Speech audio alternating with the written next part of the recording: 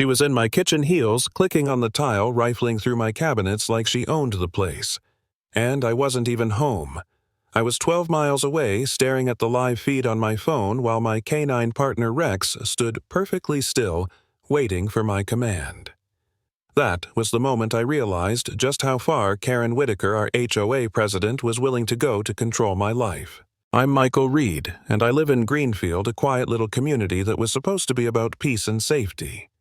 I keep to myself, I work my land, and I try not to make waves. But Karen, she thrives on waves. From the very first week, she was on me letters about my grass-length complaints about the color of my mailbox, warnings taped to my door. I thought it was annoying, sure, but manageable, until the day she crossed the line and stepped into my home without permission. I'll never forget the sound of her voice echoing through my empty kitchen. "Open this door right now," she shouted like she had any right to be there. Rex was already in position, ears forward, body calm, but alert the way only a trained canine knows how to be. Through the camera on his collar, I watched her spin around, startled that anyone was watching. And when I spoke through the speaker system, "You're trespassing, Karen?" The look on her face was priceless. Shock, panic, but still arrogance. "This is an emergency inspection," she barked as if a dog would nod and hand her a clipboard. I was stuck on the highway, powerless to get back fast enough, but Rex had it handled. He locked eyes on her, controlled every exit path, and didn't move an inch. By the time I pulled into my driveway, neighbors were already gathering phones out, recording her trapped at my kitchen table while Rex stood guard.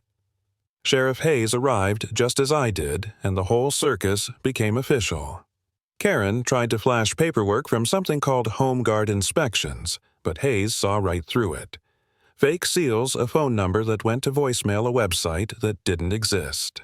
You'd think that would have been enough to stop her, but no, that was just the beginning. The very next morning, a bright red notice was taped to my front door. Obstruction of community safety. What, a $750 fine. Karen's signature right at the bottom. I crumpled it in my fist, but my stomach twisted. She wasn't backing down, she was doubling down. And then the flyers started showing up. Everywhere I looked, mailboxes, fence posts, windshields. There it was, Rex's photo circled in black marker with the words "Dangerous Canine" scrawled across the page. The smear campaign worked faster than I imagined. At the next HOA meeting, people I'd waved to for years glared at me like I was hiding a loaded weapon in my backyard. Karen stood at the front of the room, polished blouse, perfect hair, voice dripping with false concern. "Do we really want a military attack dog patrolling our family neighborhood? Around our children?" The room buzzed with whispers, nods, suspicion. I wanted to stand up and scream, but I just sat there, fists clenched under the table, wondering if maybe she was winning. I started doubting myself. Maybe keeping Rex here was selfish. Maybe I was putting a target on my own back. The fines piled up, the complaints multiplied, and every time I walked down the street with Rex, parents pulled their kids closer, neighbors crossed to the other side. Nights got longer. My own thoughts became the enemy. Maybe I should give up. Maybe I should let her win. And then Evelyn Miller showed up at my porch. She's in her late 60s, tougher than she looks, and her hands shook as she handed me a stack of papers. "Michael," she said, "Karen pulled the same thing on me 2 months ago. She made me believe my farm was contaminating the community water supply. I signed this contract because she scared me into it. But it's all fake." I flipped through the page's logos that didn't match real agencies' fake codes, official-sounding language that meant nothing. Evelyn had been tricked into giving Karen access to her property.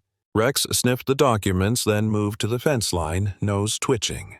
He sat alert, exactly the way he does when he finds something out of place. I followed his lead, and sure enough, the soil near my fence reeked of some chemical compound. Not dangerous, but strong enough to fool anyone into thinking there was contamination. That was Karen's playbook stage, a fake emergency storm onto properties under the banner of safety and profit off the fear she created. That was my turning point. My doubts turned into fire. I wasn't going to hand over my life to a fraud in heels with a fake badge. I gathered everything: Rex's footage, Evelyn's testimony, the chemical residue, even Maggie's live stream, and I walked it straight into Sheriff Hayes' office. He didn't smile, didn't reassure me, but he nodded. "This is solid," he said. "Let's take it further." And further it went. Investigators dug into home guard inspections and tore it apart. No licenses, no authorization. Just a front that Karen used to bully her neighbors. They showed up at her house with a warrant, and Rex and I stood across the street watching as they carried out boxes, documents, counterfeit seals, a printer still warm with the ink of her last batch of emergency notices. Karen was out on her lawn, sputtering excuses, still trying to sound authoritative. "You don't understand, I was protecting the community." But her voice cracked, and for once nobody bought it.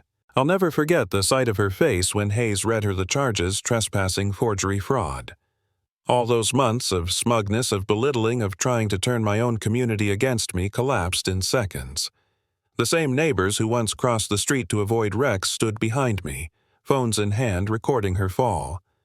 Rex didn't flinch, didn't move, just sat at my side, ears forward as if he'd known all along this moment would come. And that was it. No cheering crowd, no victory party.